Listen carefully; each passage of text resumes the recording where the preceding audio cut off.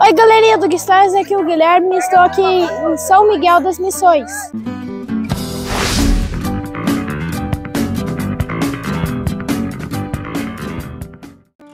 Você conhece a região das Missões? Não? Então vem comigo e aprenda um pouco dessa história. Bom dia a todos, bem-vindos.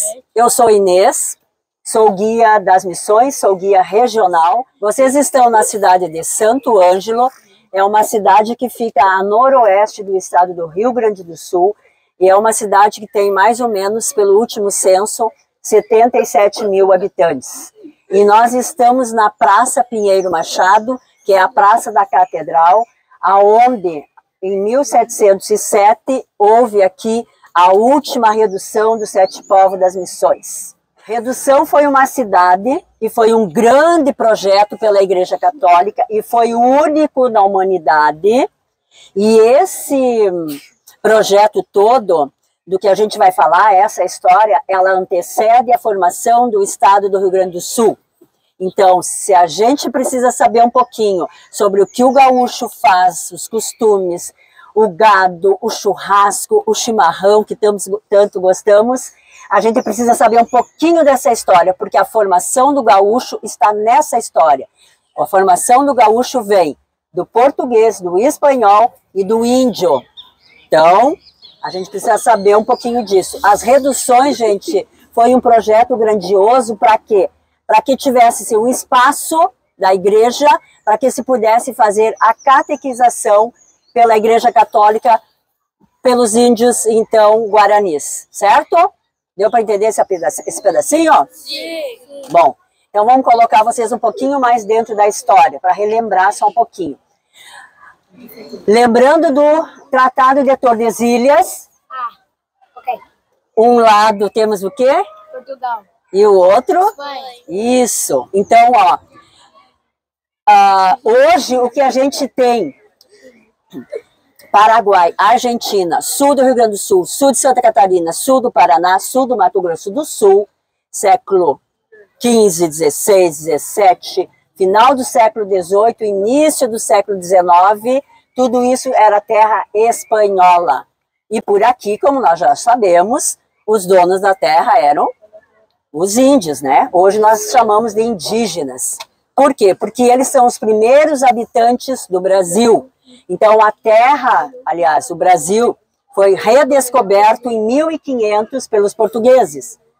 E essa nossa história, ela vai ser a partir de 1609, em São Inácio Iguaçu, lá no Paraguai. Então é lá que começam as reduções. Nós temos 30 reduções no Paraguai, aliás, no montante, né, na grande República Federativa dos Guaranis, mas temos 8 reduções no Paraguai, 15 na Argentina e as 7 nossa aqui na região das Missões. Então a gente forma 30 cidades, foram 30 reduções que deram certo. Por que a gente fala que deram certo?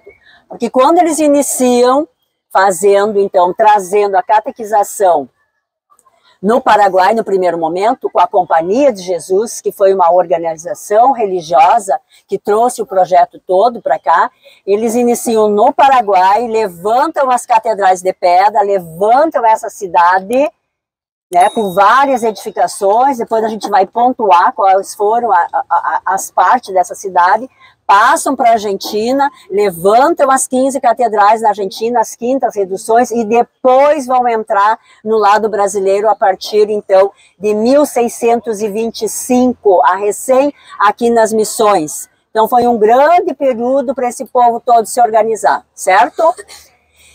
Essa primeira parte, quando a gente fala da entrada deles para cá, para dentro do Rio Grande do Sul, a gente chama de o primeiro ciclo missioneiro, que é o primeiro ciclo que eles então iniciam com o material de madeira. O segundo ciclo a gente já tem madeira e pedra, e aí só de pedra. Isso a gente está falando então das grandes catedrais, que foram catedrais trazidas como imagem, ornamento de vários dos nossos jesuítas da época, cada um querendo colocar algo diferente nessas catedrais. Para quê? Para chamar a atenção desse índio, para que ele entrasse dentro desse programa e para ele poder, então, estar junto no momento da catequização.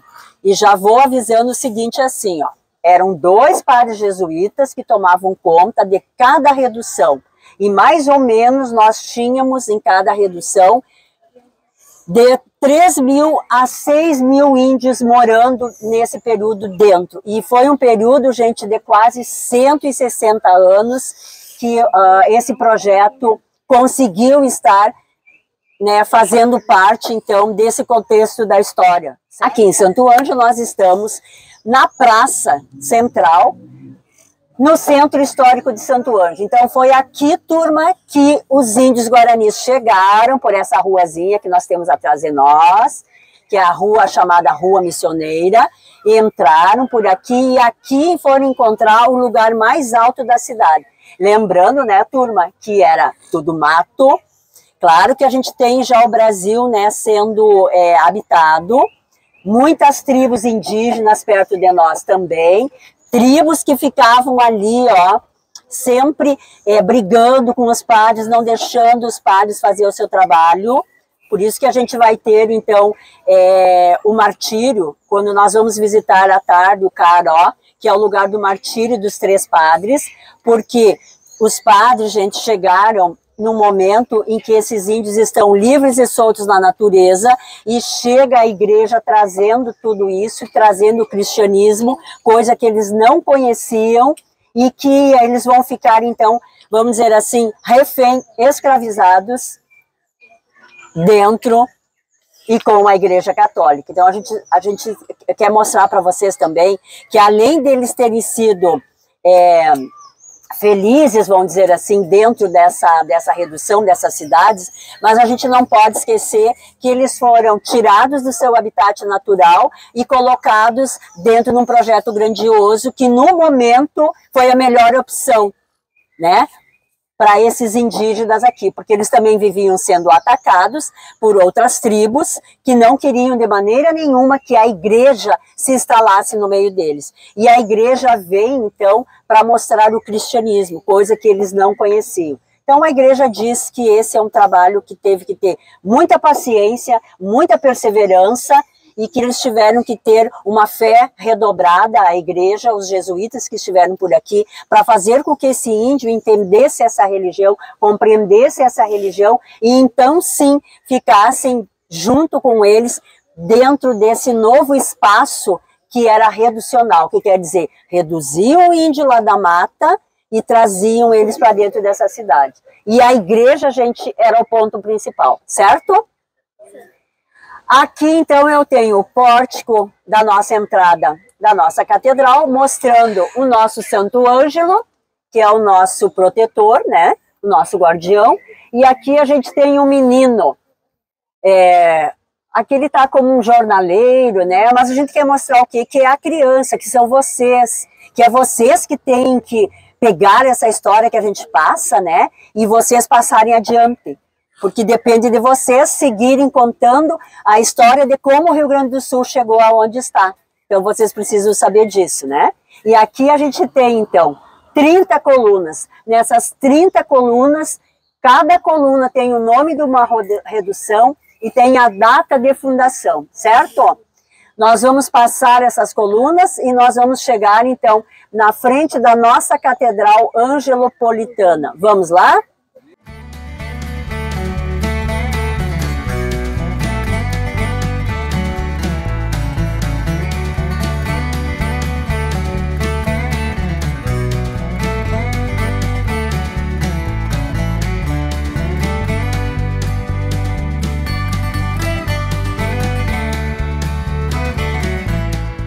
O primeiro ciclo é um ciclo de entrada e é um ciclo que eles ainda não estão preparados para o que vai acontecer. Então, todas as reduções elas são edificadas no segundo ciclo missioneiro.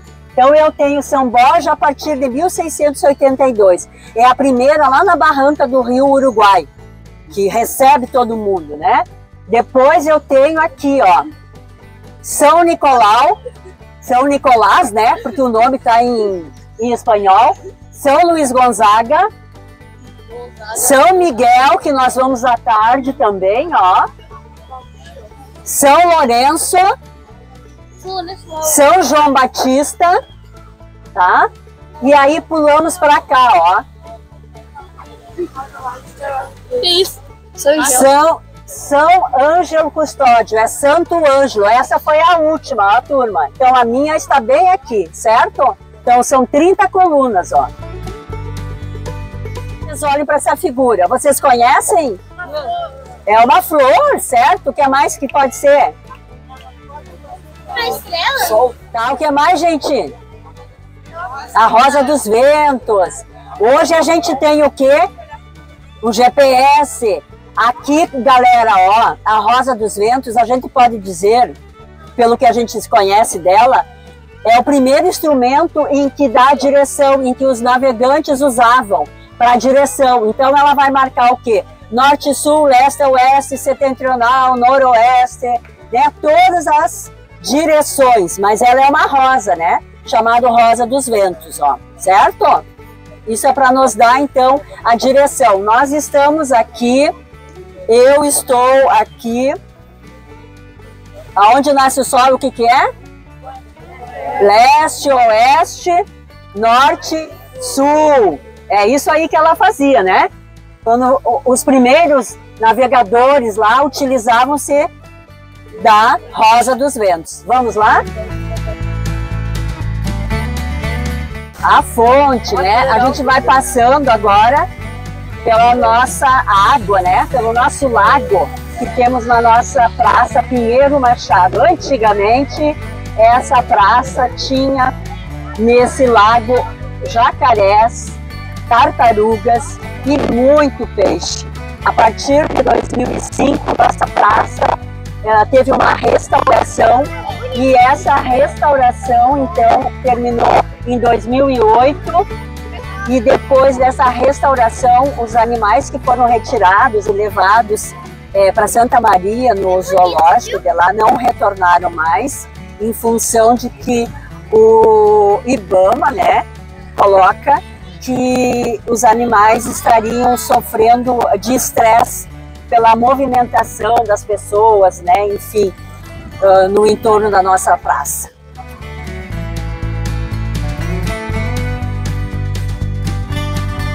Nós estamos então, ó, de frente da nossa catedral, construída a partir de 1929.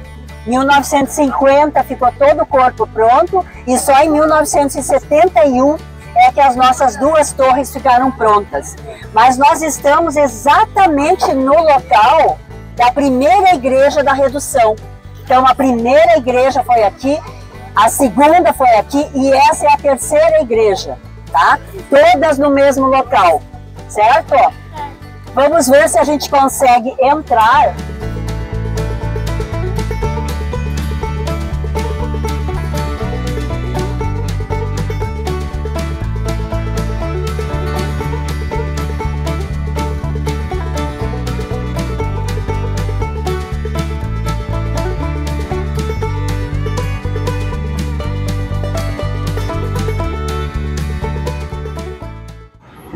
A nossa catedral angelopolitana, então, é uma catedral porque nós temos o bispo em Santo Ângelo e o nome catedral vem da cadeira do bispo, cátedra, que é essa cadeira que nós temos ali a maior. Ó.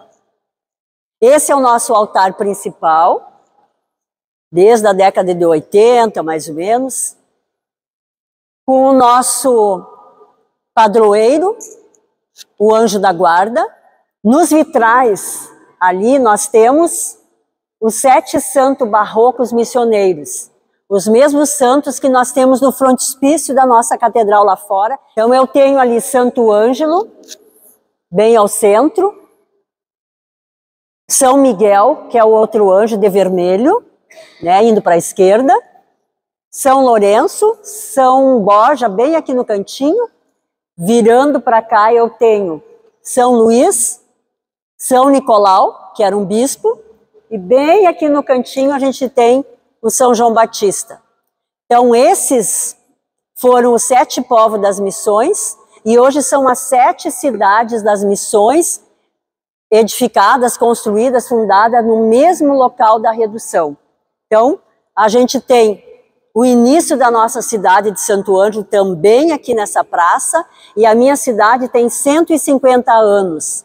Ela foi fundada a partir de 1873, então são 150 anos de fundação, certo? E continuamos com o mesmo nome das reduções. Todas as cidades que eram reduções, o nome continuou igual. Então, todos são santos da Igreja Católica, que a experiência feita aqui, então, foi da Igreja Católica. Hoje a gente observa a nossa catedral, que tem 3 naves, né? Esta é uma nave, a nave central, e 2 naves laterais. E com toda essa paisagem, toda essa pintura que vemos, isso faz parte também de um olhar para esse índio que esteve por aqui, fazendo o trabalho, né, junto com os jesuítas, não só recebendo a catequese, mas como cuidando, protegendo as fronteiras, desde o Paraguai até o sul do Mato Grosso. Porque se não se tinha quartéis, não se tinha soldados, quem fazia essa guarda toda, então, eram as reduções. Então, primeiro a gente vai ter o poder do rei da Espanha pelas terras, pelo domínio, e depois nós vamos ter o poder, a perseverança, a fé redobrada no trabalho todo das reduções. Então, nunca um vai estar sozinho, né? Então, vai ser 2, os donos dessas terras. E os índios, então, que foram escolhidos por quê? Porque se a gente pensa no Guarani, a gente sabe que ele tinha o seu espiritual e continua tendo o seu espiritual com a natureza. Pensando na terra, que a terra é a mãe, que a terra é que sustenta, né, que a terra é que ele precisa cuidar. E isso a gente percebe no Guarani tanto na história passada, quanto hoje, o quanto ele cuida dessa natureza, o quanto ele protege, como? Não indo caçar só por caçar, né? Cuidando dos seus rios, fazendo as suas lavouras ainda, mas tendo um outro olhar que não de antigamente, quando ele ia lá e colocava fogo nas suas roças. Hoje em dia ele já sabe que esse fogo que ele fazia, da qual depois eles tinham que sair e serem os nômades, com a qual a gente sabe, né, que eles andavam. Então, por quê? Porque eles tinham como costume fazer a roça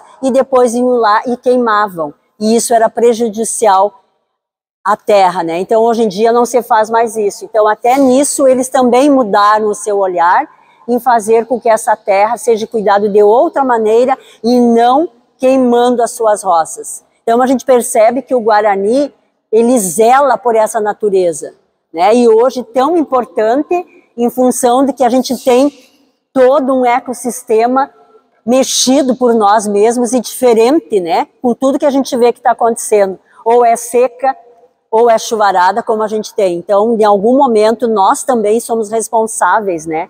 Por essa mudança brusca no ecossistema nosso. Isso também é importante a gente ressaltar. A mesma coisa que eu sempre gosto de falar e de valorizar esse índio. Porque ele é o ponto inicial dentro, né, das nossas terras, é ele que nos deu e nos deixou essa herança e eles estão entre nós. Nós temos 2 aldeias pertinho de nós, uma aqui em Santo Ângelo e outra lá em São Miguel. Essa de Santo Ângelo são mais ou menos 80 pessoas, a uns 30 quilômetros daqui, pertinho do rio Ijuí, onde eles têm a sua casa, tem uma escola registrada, tem o cacique, tem o pajé. Na maioria são crianças, então são mais ou menos mais de 40 crianças que na aldeia essa tem, e eles então tentando de uma forma diferente do passado cuidar desse espaço também que eles têm ali. E em São Miguel são mais ou menos 300 pessoas que também têm a sua escola, e lembrando que na escola indígena, que é uma escola né, estadual do governo, parecido com as escolas de vocês, com registro, eles têm o professor do estado, mas eles têm o professor indígena, que fica ali cuidando para saber o que o seu povo está ganhando de conhecimento. Isso também é muito importante para eles, porque o Guarani, ele precisa preservar o seu povo. Então, tudo que ele faz, né, hoje, pensando no que os seus antepassados deixaram para eles, então eles têm ali uma obrigação de continuar repassando também essa história, né, que foram deles no passado, para que eles consigam, então, passar adiante também para o seu povo. E nesse sentido, eles também têm um cuidado especial quando a gente observa nos casamentos que eles têm, que eles geralmente casam com os seus irmãos, vamos dizer assim, né, da mesma etnia, que são ali da Argentina. Então, são o povo que mais se visitam entre eles, né? Além deles terem também os seus congressos, há pouco agora, a semana retrasada, nós tivemos um grande encontro das mulheres indígenas aqui em São Miguel. Então, a gente percebe que eles também se movimentam como nós, né? Para fazer os encontros e para saber o que seu povo está fazendo, como seu povo está sendo recebido também pelo branco, né, como eles dizem, e como que eles continuam pensando no futuro também, porque eles têm, né, os seus filhos pequenos, então também precisam estar atento a isso. Então a gente percebe que o nosso Guarani, pertinho de nós, ele é um povo pacífico, nós convivemos muito bem com eles e eles conosco, e eles têm no seu dia a dia o seu trabalho artesanal, tem a sua roça, mas é no trabalho artesanal, vindo vender ou aqui na minha Praça da Catedral, ou lá em São Miguel, dentro das ruínas, aonde vamos encontrá-los eles hoje, à tarde. Então, eles vendendo o seu material. Então, o Guarani, para nós aqui pertinho, os dois lugares que eles vendem o material ou aqui em Santo Ângelo, aqui na praça, ou é lá em São Miguel, dentro do sítio arqueológico. O nosso Guarani não sai pelas cidades vendendo material nenhum. Aquele povo que a gente vê indígena vendendo e tudo mais são os caigangues, tá? Então, que tem as cestarias maiores, esse é o caigangue. Diferente do Guarani, né, que apesar dos 150 anos, né, quase 160, durante o período tradicional, eles conseguiram, olha a resistência desse índio, eles conseguiram preservar a língua original. Eles falam entre eles o Guarani. Conosco eles falam português. E eles dizem que aprendem o português escutando nós falarmos, né?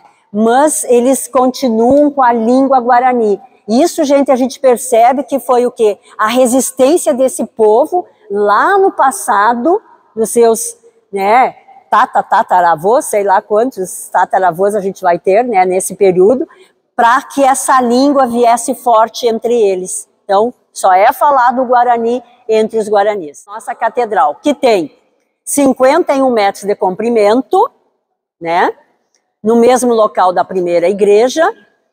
E esses detalhes todos que nós vemos é em função disso, quando eu comecei lá o início da minha conversa. E eu tenho aqui o friso vermelho, que é uma planta medicinal chamada guaimbé, que esse indígena até hoje ele se vale dela, tanto para fazer chás, como a gente sabe também que ela é uma boa, é um bom cicatrizante. Então eles utilizam do guaimbé. Esse guaimbé a gente vai encontrar lá em São Miguel, depois eu vou mostrar para vocês. Lá no Caró também a gente tem. Então é uma planta, se alguém, eu acho que a maioria conhece aquela planta chamada costela de Adão. Alguém conhece a costela de Adão, né?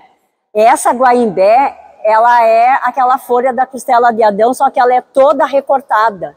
Ela é bem mais recortadinha que do Adão, que tem, né, que é mais larga, e enfim, essa é o guaimbé, é uma planta que até hoje eles utilizam.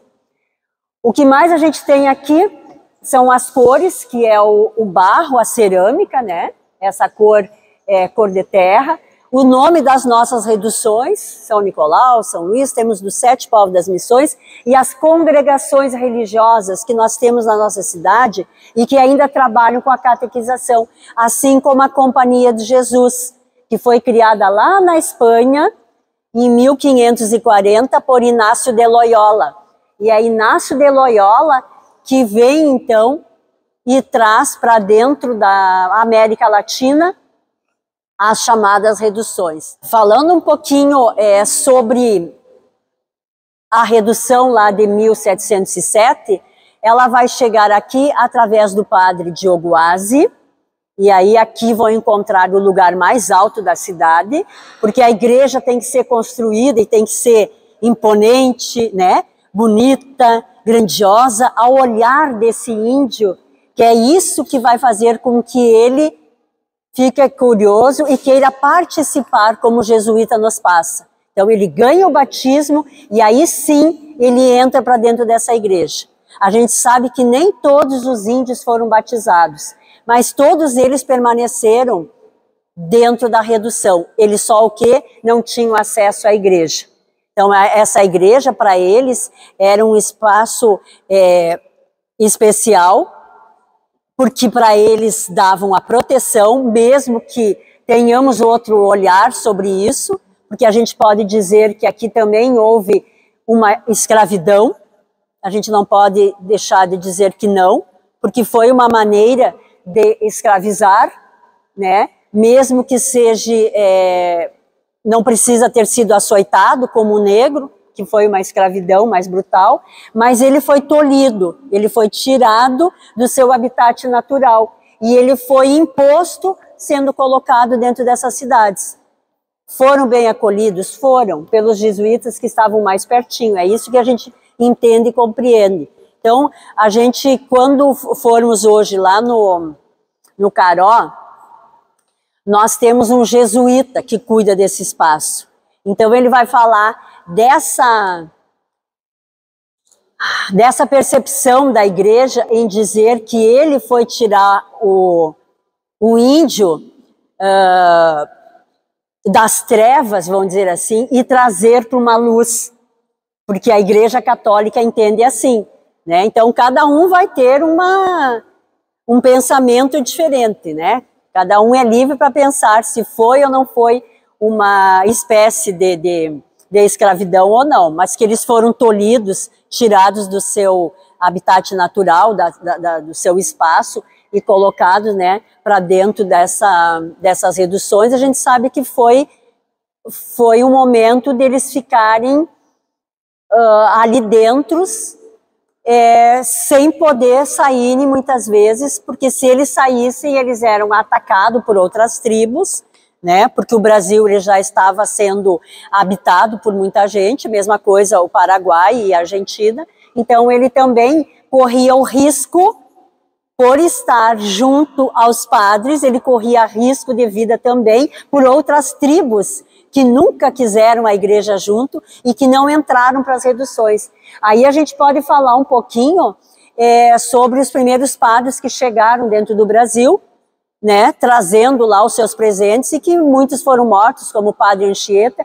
e o padre Manuel da Nóbrega, que a gente sabe que tantos foram as congregações religiosas com a intenção de cristianizar os nativos dessa terra, que foram os indígenas, e que aqui a gente sabe que quem conseguiu, então foi com esse projeto grandioso e único na humanidade. E aí, falando economicamente daquele momento lá da redução, aqui a gente vai ter o gado, turma. O gado é importantíssimo. É esse gado que o gaúcho tem hoje, que conhece. A erva mate, que veio junto com os índios do Paraguai, que ela é de lá. O algodão, que eles tiveram que plantar para colocar a roupa no índio. Quando os jesuítas chegam aqui, vão encontrar como os índios, todos nus, né, na natureza, vivendo sem pecado, não conhecendo o que era pecado, não entendendo nada do que o branco entende, que não pode andar assim, andar de outro jeito.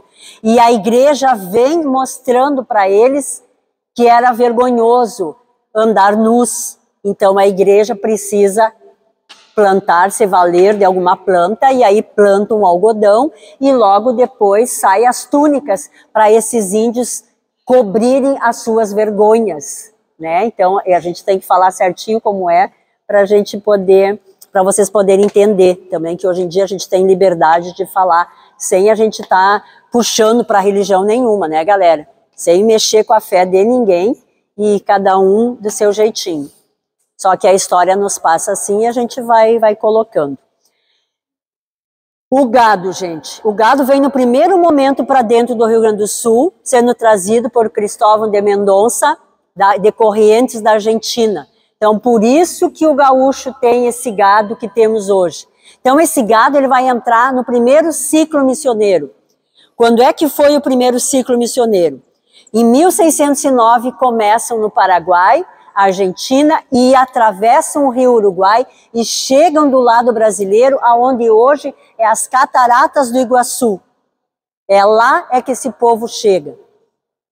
Ali, que nós vamos chamar de primeiro ciclo, e vai ser o ciclo da madeira, com o qual vão construir, então, pelo menos uma capelinha, né? E fazer a cruz, que é o que primeiro se apresenta quando chega à igreja. Ali, então, essas reduções vão começar a se organizar. Só que aqui vai haver os bandeirantes paulistas. Foram os primeiros desbravadores, aqueles que também iam atrás de pedras preciosas, né? E que também iam atrás de uma mão de obra barata, uma mão de obra em que eles conseguissem pegar e levar para os donos das fazendas de cana-de-açúcar e de café. Então, os bandeirantes apareceram no momento em que as reduções entraram do lado brasileiro, lá nas Cataratas do Iguaçu. E lá eles começaram a pegar os índios e a levar, né, obrigados para as fazendas, para as lavouras de cana-de-açúcar. O jesuíta, olhando para isso, sabendo que esse índio plantava o milho, a mandioca, os feijões, as abóboras, as batatas, ele não saberia plantar a cana-de-açúcar e muito menos depois o café. Então o jesuíta, preocupado com isso, ele começa a recolher o seu povo e ele começa a fugir da onde eles estavam. E aí eles vão chegar aqui na região das Missões, fugindo dos bandeirantes e os bandeirantes ainda atrás dos índios, caçando esses índios. Só que aqui eles vão chegar em 1626. É o primeiro momento das reduções aqui no sul. À tarde nós vamos nesse local, que é o Caaró. Em 1628, lá no Caaró, 3 padres jesuítas vão morrer. Padre Roque Gonzalez, que era um padre e que depois se tornou um jesuíta, entrando para a Companhia de Jesus, o padre Afonso Rodrigues e o padre João de Castilhos, que veio da Espanha com esse projeto. Então, chegam no Paraguai e encontram o padre, e que depois é o jesuíta, Roque Gonzalez, filho de uma mãe indígena com um pai militar, e ali ele está no meio dos indígenas desde pequeno. Então ele conhece a terra, conhece os caminhos e conhece o povo guarani. Então é através dele que vem Afonso Rodrigues e João de Castilhos da Espanha e formam então a República Federativa dos Guaranis com 30 reduções. Esse é o grande projeto. Junto então com esse nosso padre aqui da América Latina. Aqui nós temos, depois vocês vão observar, nós temos os 3 padres. Então, o que vai acontecer ali? Em 1628, vai se dar a morte desses padres por um outro cacique de uma outra tribo que entra entre os guaranis e que fica insuflando esses guaranis para que eles combatam essa igreja. E aí vai se ter um martírio, porque esses padres vão ser mortos. Vai haver, em 1628, o fim do primeiro ciclo missioneiro. Vão permanecer ali no Caaró até 1641, porque os bandeirantes continuam descendo ainda para o sul, e aí vai ter uma grande guerra, e essa guerra, então, os indígenas e os jesuítas vão ganhar essa guerra contra os bandeirantes voltam, então, para a região deles, só que as reduções vão ficar sem os verdadeiros donos, que eram os primeiros 3 jesuítas, vão ficar, então, sozinhos, e aí vão recolher tudo que eles têm e vão pensando fazer o trajeto novamente para o Paraguai e para a Argentina, deixando todo o gado aqui no Rio Grande do Sul. E aí eles vão permanecer lá por 40 anos. 40 anos o Rio Grande do Sul vai ficar sozinho e o gado vai ficar procriando. Aí nós temos o português, que ficou lá do ladinho parado, né, até agora, do nosso lado, do nosso Tratado de Tordesilhas. Quando esse português percebe que ficou todo aquele gado por aqui, ele começa a entrar em território espanhol e ele começa a caçar esse gado e a matar esse gado e usufruir desse gado, tá? E aí ele vai entrar em terra espanhola e ele vai lá para a barranca do Rio Uruguai e ele vai fundar uma cidade chamada Colônia de Sacramento, em que fica num local estratégico do ponto de vista daquele momento que era o rio, a única maneira, né, de se entrar para o lado de cá, para a banda oriental do Uruguai. Então era muito importante aquele pedaço de terra quando o português construiu a Colônia de Sacramento. E a Colônia de Sacramento, lá no final, vai ser o pivô, né, vai ser o motivo principal do desmoronamento, que vai acabar com todas as reduções, vai ser o grande motivo, então, pelo qual a igreja vai ser acusada também de que as reduções, então, terminaram nesse período. Mas também isso a gente pode pensar de uma outra maneira. A igreja estava tão poderosa, estava tão economicamente se sustentando, que isso também era um ponto em que os olhares do rei, tanto de Portugal quanto da Espanha, olhavam para essa igreja, dizendo, daqui a pouco essa igreja vai tomar conta do espaço das terras, e como que essa igreja vai sair? Esse é um olhar, pelo menos, que eu tenho. Então, a Colônia de Sacramento foi só uma coisinha, um fiozinho ali para dizer que tudo teria que ser acabado. Porque o que interessava tanto para o rei da Espanha quanto para o rei de Portugal é o território. Quanto mais território se tinha na época, mais poderoso ficava quem estava no comando. Aqui era a Espanha. Então a gente imagina que foi um bode expiatório, como a gente diz. Foi uma causa só para que a igreja saísse do cenário político daquele momento, que foi uma guerra de poder e de político ao olhar das duas grandes potências. Aí eles vão assinar, a Espanha e Portugal, um tratado, o Tratado de Madrid, e nesse tratado vai haver uma grande guerra, e essa grande guerra vai acontecer aonde hoje nós temos Santa Maria, aos portões de Santa Tecla, a Grande Guerra Guaranítica, na qual ali quase todos os indígenas vão ser dizimados e as coroas com seus canhões vencem essa batalha, né? Fazendo com que as reduções sejam então destruídas logo após pelos portugueses que entram na cidade, como aqui em Santo Ângelo, a partir de 1801. E aí nós vamos ter, a partir de 1801, o Rio Grande do Sul, com esse contorno que a gente conhece hoje em dia, porque até então, ali naquele momento, os limites não eram certos. Havia vários momentos e vários eram os limites. Então, aqui, no final da Grande Guerra Guaranítica, é que o Rio Grande do Sul se apresenta para nós como nós vemos hoje. A gente vai olhar, todo mundo vai levantar comigo e vai olhar um santo barroco que eu tenho ali, porque os santos barroco, galera, Foi a maneira encontrada pelos padres jesuítas de passar a religião para esse índio. Como é que ia mostrar para esse índio o Deus que nós conhecemos? Através de dizer, que a gente não vê como pessoa e a gente acredita.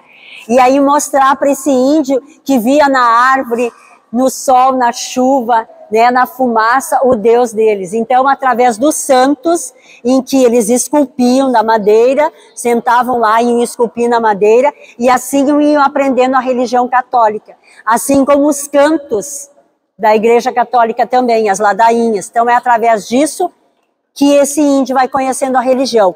Então, assim, ó, nos 30 povos, muitas foram as peças esculpidas pelo índio. Só que nós não temos inventário de todas as peças, se perdeu no tempo, né? Então, algumas nós temos. Lá em São Miguel, nós vamos encontrar um museu com quase 100 peças, e aqui a gente tem uma única peça, datada de 1730, esculpida, então, pelos índios ou indígenas, como nós estamos falando, Guarani, certo? Vamos lá, então?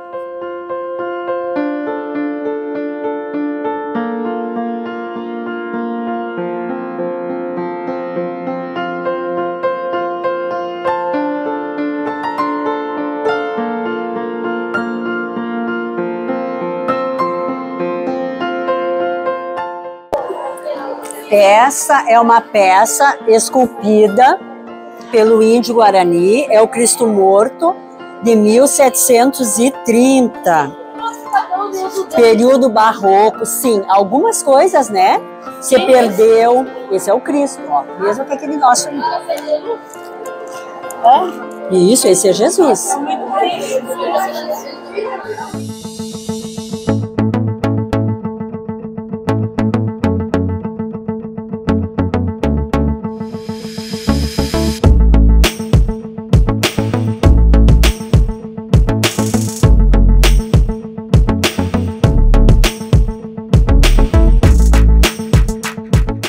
Esse objeto que vocês estão vendo aqui é uma urna funerária. Esse objeto, ela servia, além de guardar os grãos dos indígenas, aí a gente pensa no índio, ó, antes do jesuíta chegar, tá? Tudo que tem aqui nessa sala é antes da igreja chegar. Então aqui ele utilizava isso quando ele estava lá na mata, tá? Este é um objeto que servia para guardar grãos, mas também, olhem lá naquela gravura, para ele ser enterrado. Lembra que eu falei para vocês que o índio, ele acredita na reencarnação? Então ali ele era colocado em uma posição fetal, ó, né? Como se ele tivesse vindo do ventre da mãe, né? Da barriga da mãe, lá ele era colocado assim. E com relação à terra, a terra-mãe, né? Que eles respeitavam, então, essa natureza, essa terra. Então, essa é uma urna funerária, como nós chamamos. Depois, com o padre jesuíta, já é o cemitério que a gente conhece, tá, turma? Já abre a vala e já coloca lá para baixo, enrolado em panos, ou os caciques com caixão. Aqui é antes do povo branco chegar pertinho, tá? E tudo que a gente tem nessa sala, então, vai dizer com respeito a esse momento do índio.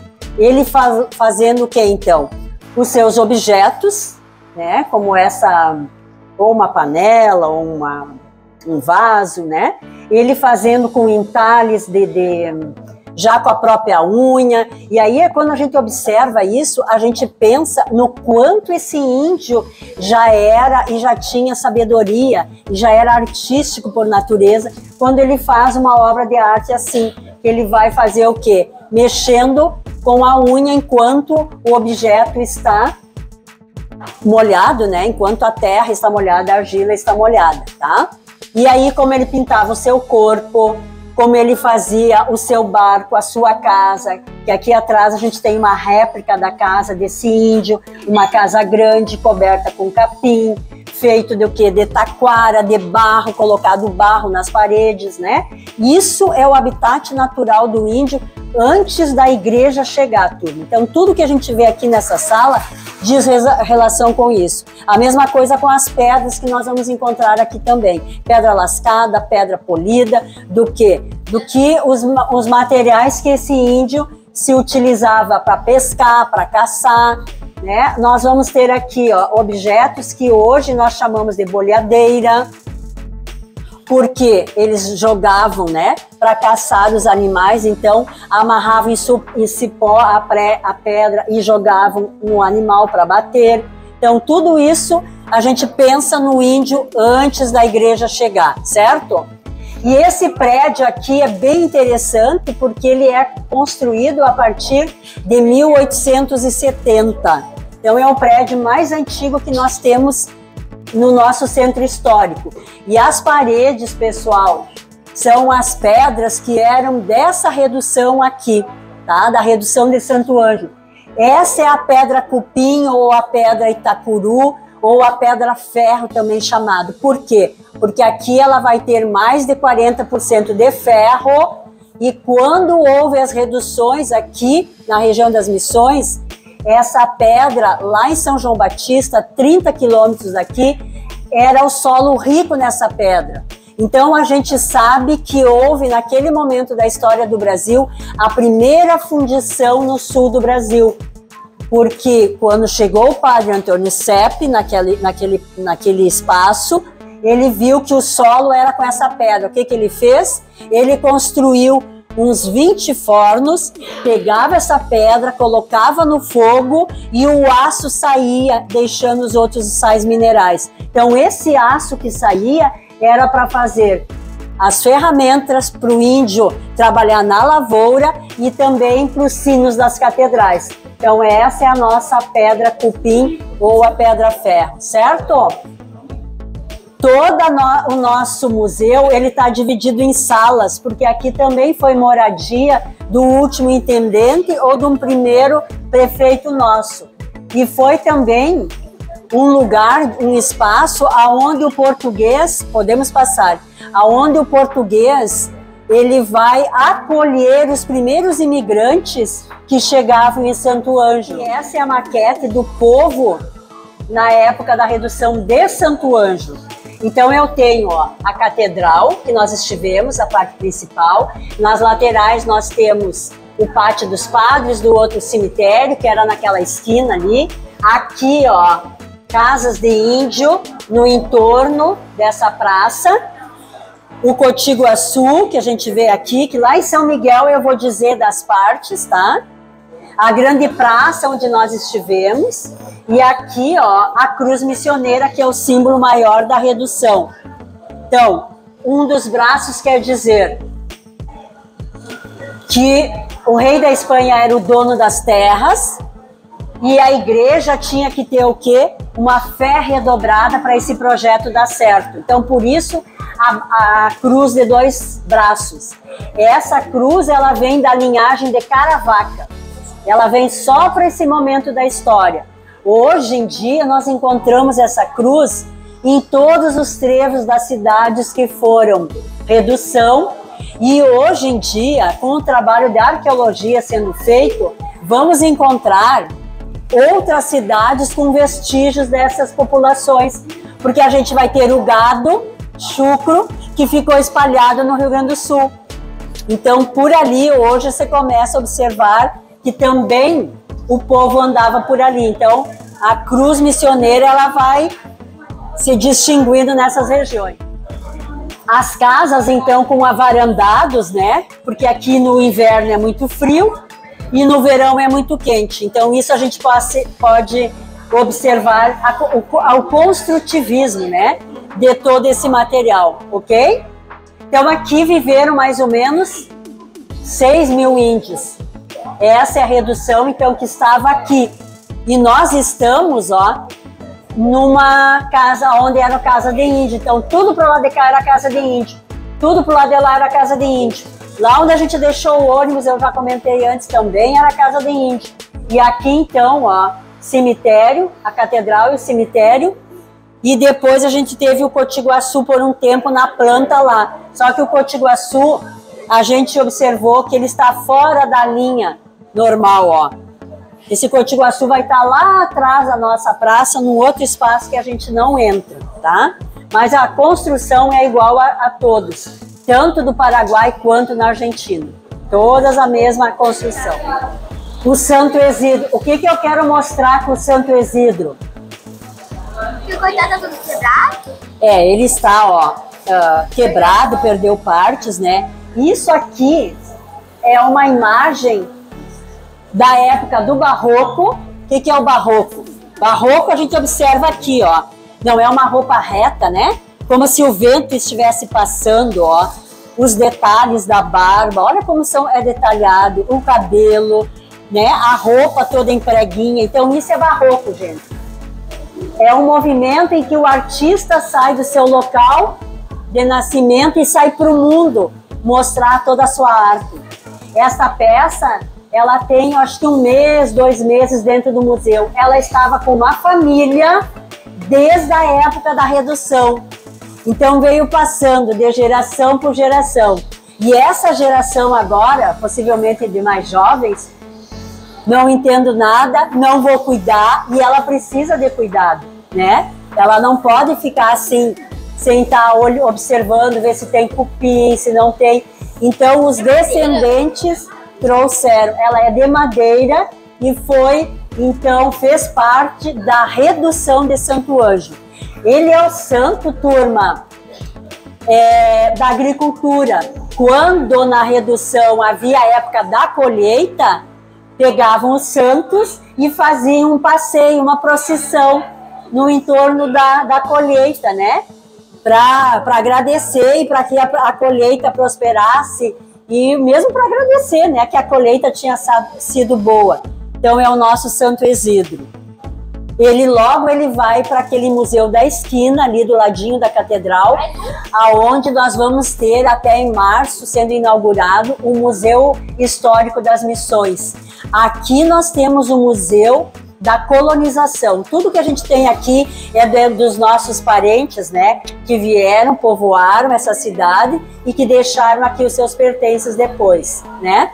Tudo vai evoluindo e aqui dentro a gente tem isso. É toda em madeira. E ela foi encontrada e trazida aqui para dentro. A gente ainda está conhecendo a história dela. Ainda a gente não sabe tudo, né? Mas é com relação à fertilidade, então, do globo africano. Muito interessante. Foi encontrado no rio por um pescador. Isso a gente tem nela desde, eu acho, da década de 80. Só que o museu vai fazendo um itinerário, né? Vai trocando as peças, né? E agora a gente está filmando nela porque é uma coisa nova e que daí bate porque a gente começa a conhecer das reduções que os negros estiveram presentes, né? Então não era só no resto do Brasil, mas aqui no sul também tinha os escravos, né? Ela representa a fertilidade, tanto que a gente vê isso aqui são os seios dela, né? E a cabeça, né, é em madeira com relação aos afrodescendentes, ao negro.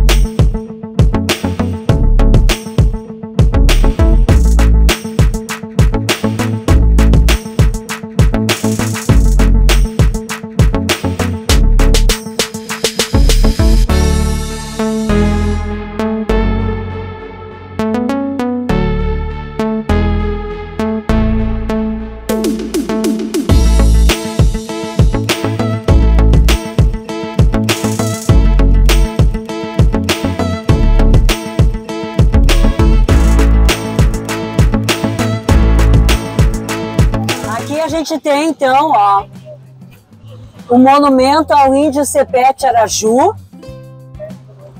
Vocês viram que a gente veio de ônibus, então ficava longe da sede principal da redução. Só que o que acontece? Por que a gente tem esse monumento longe da catedral?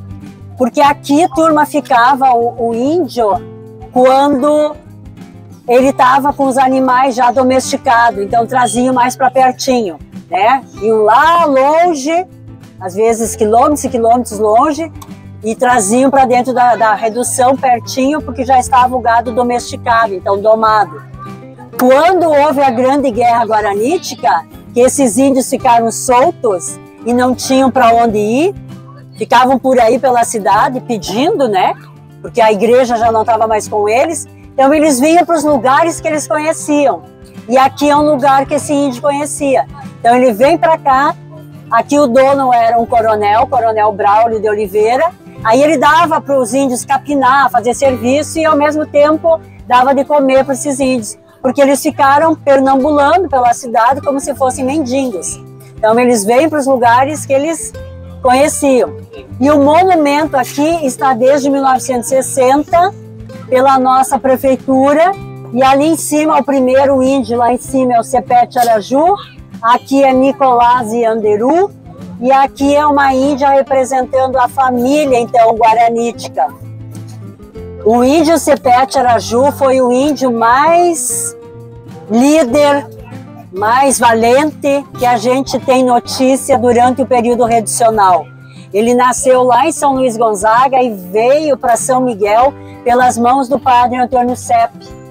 Esta frase, esta terra tem dono, é do Sepete Araju, que ele dizia que a terra, né, era deles, dado por Deus e por São Miguel, que era o anjo protetor deles, né? Então, quando o Sepete Araju ministrava dentro de São Miguel, as táticas de guerrilha passando para esse povo, ele ia então se tornando, né, um índio mais popular, vamos dizer assim, entre os indígenas na época. Tanto que ele foi depois condecorado com a maior patente que a gente teve naquele momento como de alferes. Hoje se diz que seria então a um general. Então ele foi no Som e Luz. Vocês vão assistir um pouquinho, né, do Cepé estando presente nas vozes de alguns atores da Globo. Ali vai estar o Cepé. O Cepé eu acho que é o Lima Duarte. Ele vai falar então e vai se defrontar com os dois governos. É bem interessante o Som e Luz. Então a gente tem, né, o Sepete Araju como sendo o índio mais valente daquele momento. E ele nasceu, turma, com um sinalzinho também na testa. E a gente tem a lenda do Sepete Araju, que quando ele morreu, foi para o céu, né, o espírito, então esse sinal, ele se projetou no céu, e hoje os guaranis dizem que é o Cruzeiro do Sul. Então, quando todo o povo guarani precisa de força, precisa de uma luz, dizem que eles olham para o céu e que o Cepé, né, tá dando uma olhada e uma cuidado no seu povo aqui embaixo, certo? Aqui então é o centrão de Santo Ângelo. Ali a gente tem uma praça que temos aos domingos o brick da praça. Então tem muitas bancas de artesãos que vêm da região toda expor e vender o seu trabalho. Então domingo, point de manhã é aqui. Então assim, a gente chegou no Caró e a gente entra na capela e depois a gente vai descer numa fonte de água benta que nós temos aqui. Então aqui é um lugar todo religioso. Então sempre no mês de novembro tem a Romaria do Caró. Então vem pessoal da Argentina, do Paraguai, do Uruguai, do Rio Grande do Sul. Todos que conhecem essa história que eu coloquei hoje de manhã dos padres, né, da morte deles, vêm para cá. E Caró quer dizer erva amarga em Tupi-Guarani. Nós temos então a presença do irmão Celso, que é um jesuíta e que toma conta então do santuário, do lugar, do espaço onde nós estamos, onde eu já comentei com vocês lá em Santo Ângelo sobre o martírio dos 3 jesuítas primeiros evangelizadores que entraram aqui no sul do Brasil, certo? Então aqui é o momento do primeiro ciclo missioneiro. Então agora com a palavra, irmão Celso. Uma boa tarde para vocês, sejam bem-vindos. Então estamos no Santuário do Caró, e é um lugar onde eu sempre digo, aqui Deus se manifesta através do sangue desses 3 jesuítas, Roque, Afonso e João. A história vocês já conhecem, mas nós temos que ter presente que estes jesuítas vieram para esta região, que na época pertencia a que país? Quem se lembra? Espanha. Espanha, muito bem, já ganharam meio ponto comigo, porque isso vai cair na prova, depois já falei com os professores de vocês. Então, território espanhol. Mas estes 3 jovens jesuítas, um que veio do Paraguai e os outros 2 da Espanha, vieram aqui dar a vida em benefício das classes mais desassistidas da época, que eram os indígenas guaranis. Um filósofo, Kierkegaard, esse nome vai cair na prova. Ele dizia o seguinte: mais importante que saber que a minha religião é a verdadeira, eu tenho que tornar uma verdade naquilo que eu acredito. Isso é o mais importante. Então, estamos aqui todos dentro de uma fraternidade, todos nós somos irmãos. E podemos, então, fazer os nossos pedidos nessa hora. Vocês, crianças, desculpe tratar assim, né? E adultos, vamos agradecer, então, ao Pai do Céu a viagem que fizemos até aqui e vamos pedir a proteção para a continuação da viagem. Também vamos pedir pelo papai e mamãe que não vieram com vocês e com os que estão aqui também de Cachoeira, podemos rezar por todos eles. Vamos lembrar-nos das pessoas de mais idade, os doentes das nossas famílias, ou algum outro pedido especial que nos foi pedido ao sairmos de casa. Então podemos rezar, ou vocês querem que eu cante para vocês um breve canto jesuíta? Vamos ver se eu tenho voz para isso aí. Estão me gravando aí, estão me testando, tudo bem. É um canto que retrata um pouco a ação dos jesuítas no mundo. Os jesuítas estão presentes em aproximadamente 100 países.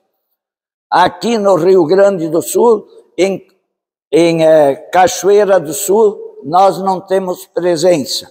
Mas eu conheço a cidade de vocês, até a Ponte do Fandango. E o Chateau também. E tenho amigos lá, um tal de Renato Costa Weber, pode mandar um abraço para ele. Esse canto é de origem inaciana, fundador de Santo Inácio, que diz mais ou menos assim: amar-te a ti, Senhor, em todas as coisas e a todas em ti, em tudo amar e servir, em tudo amar e servir. Saibamos servir e seremos certamente mais felizes. Por outro lado, quero terminar com uma frase do antigo bispo daqui, Dom Stanislau Kreutz, que dizia: mais importante que nós venerarmos e admirarmos as pedras, as rochas, as ruínas que sobraram, é nós nos fazermos a pergunta: o que esta experiência cristã comunitária de 160 anos de presença jesuítica e guaranítica tem a dizer para a nossa sociedade? Certamente esses 3 jovens nos desafiam a nós olharmos com um pouco mais de carinho a todas as outras pessoas mais necessitadas que nós. Que aprendamos esta lição e certamente a partir disso podemos ser um pouco mais felizes. Que vocês continuem a viagem com a proteção de Deus e que Ele nos dê a sua bênção. Em nome do Pai, do Filho e do Espírito Santo. Amém. Alguma pergunta? Celso, Sim. ele quer saber a diferença do padre e do jesuíta, a palavrinha. Ai, meu Deus do céu. O que a gente pode... O irmão é aquele que unifica todos. Todos nós somos irmãos. Os jesuítas têm duas categorias. Tem o padre, que basicamente celebra a missa, e tem o irmão, que não celebra a missa. Mas nós temos o voto de pobreza, castidade e obediência como qualquer outro. Juntos, o padre e o irmão realizam a missão de Cristo, de procurar servir as outras pessoas aqui neste mundo. Deu para esclarecer? Agora complicou mesmo. Não? Então tá. Eu agradeço a visita que me fizeram aqui, em nome dos mártires das missões. E vamos em frente. Corações ardentes, pés a caminho. Esse coração ardente que o Roque tanto fez para servir a humanidade aqui no Caró e toda a região. Muito obrigado.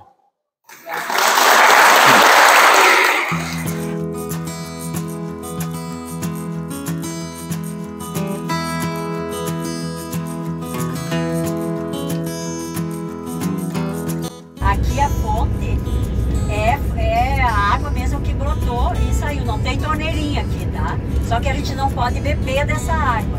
Porque essa água, ela vem, né? Ó, tem toda uma cidade em cima e ela desce aqui, ó, tá? Mas é um lugar bem especial. Chegamos na cidade de São Miguel das Missões. Começo falando, então, da nossa catedral, que é Patrimônio da Humanidade pela Unesco desde 1983, tá? Toda ela foi construída em pedra grés.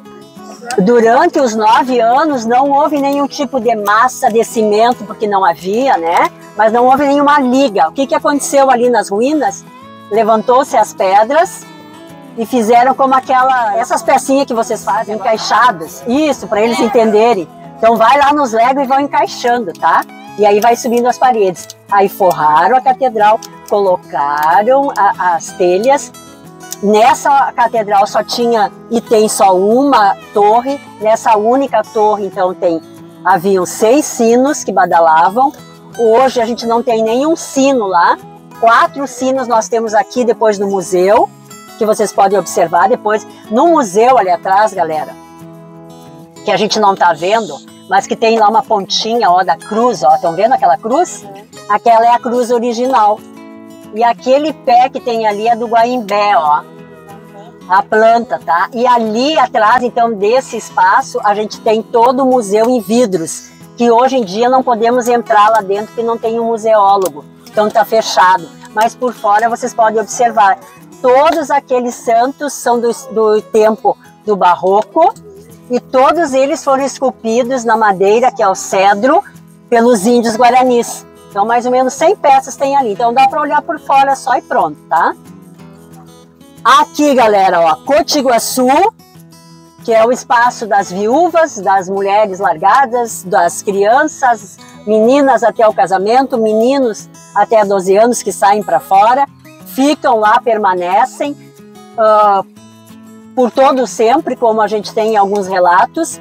Então, o espaço, gente, que vocês virem hoje por ali, tudo é igual. Só falta o quê? Só falta as paredes, né? Mas o espaço delimitado está igualzinho que era na época da redução. Por que o Cotiguaçu? Porque o índio foi encontrado no momento poligâmico da vida dele. A igreja chega com a monogamia, quer dizer, o índio primeiro tinha várias mulheres e depois aqui com a igreja é o casal como nós conhecemos. Então, por isso, quando elas ficavam viúvas ou largadas, elas teriam que ficar lá dentro enclausuradas, porque aí não tem a tentação de ficarem aqui fora e continuarem da mesma maneira que eles estavam acostumados, sozinhos na natureza. Então essa foi uma estratégia do jesuíta para dar um controle da natalidade também. É isso que a gente pensa, porque o lugar né, ficaria insuficiente e os grãos também da produção também seriam insuficientes se houvesse tantos, né, nascimentos, vamos dizer assim, depois, tá? Fazendo o índiozinho, é verdade. O Cotiguaçu, o cemitério lá do ladinho, ó, iam só enterrados os indígenas. E tem bem separado, turma, é muito interessante a gente perceber. E aí um pouco que a gente não entende, porque já que a igreja já é o jeito que a gente conhece, mas o cemitério dos indígenas era assim. Estava dividido em 4 partes e tinha a cruz missioneira no meio. Mas tinha o homem, o menino, a mulher e a menina. Bem separadinho, como a gente está falando. Os índios, todos eles eram envoltos, então, em panos, e aí aberto o espaço, a cova, e colocado lá e tapado. O cacique, gente, era bem mais, como é que a gente diz? Tinha mais regalias, o cacique. Porque o cacique vai ter o caixão, vai ter comida, as porcentagens maiores. Por que isso? Porque esse cacique, ele vai ajudar na administração, que era o cabildo que ficava aqui nessa lateral, que a gente não tem lugar nenhum ali, nenhuma pedra dizendo do espaço, mas que eles ficavam ali. Então o cacique é que falava com o povo todo, tá? Então era uma hierarquia.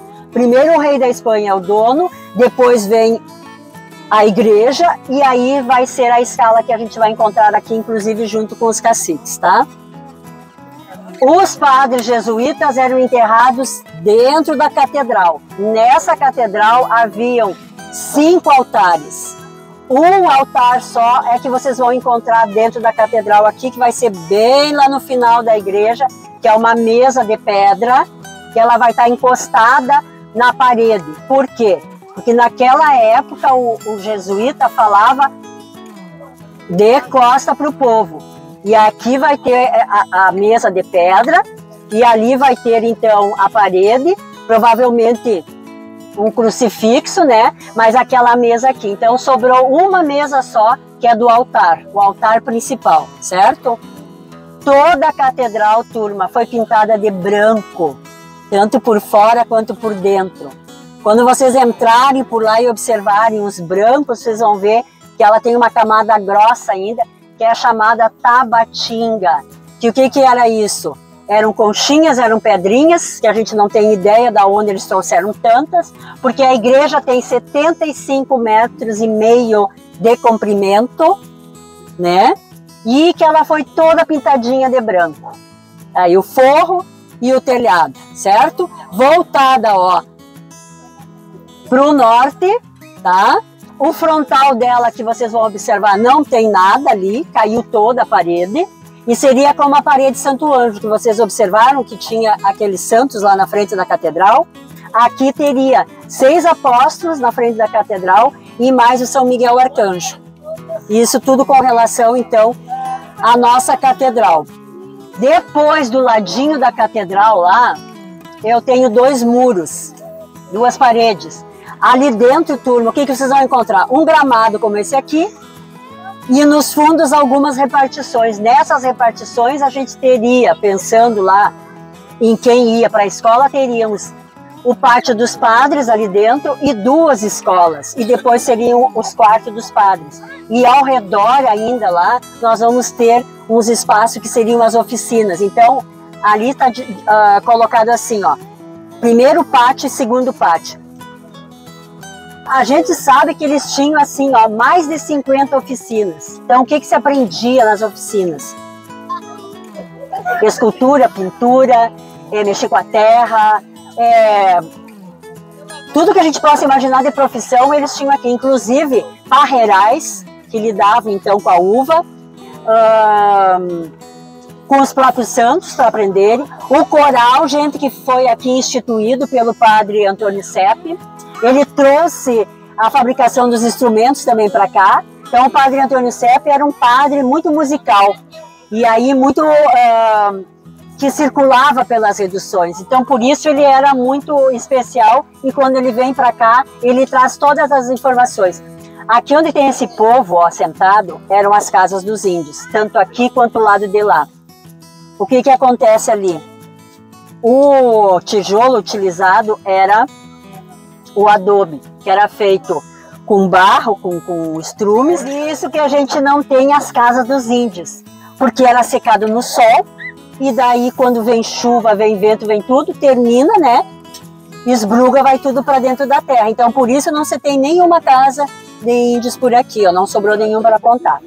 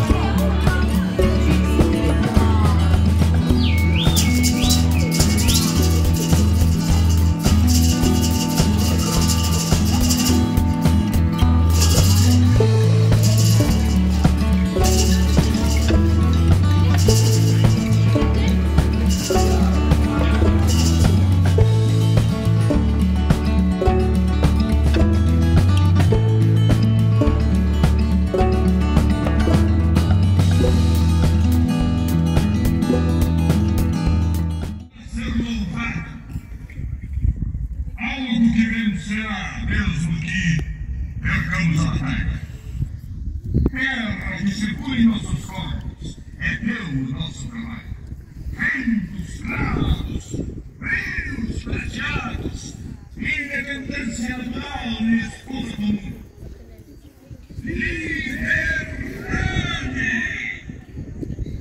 é por ti a nossa luta e toda a nossa lealdade em nome desta terra para com a tirania dos mares e mares.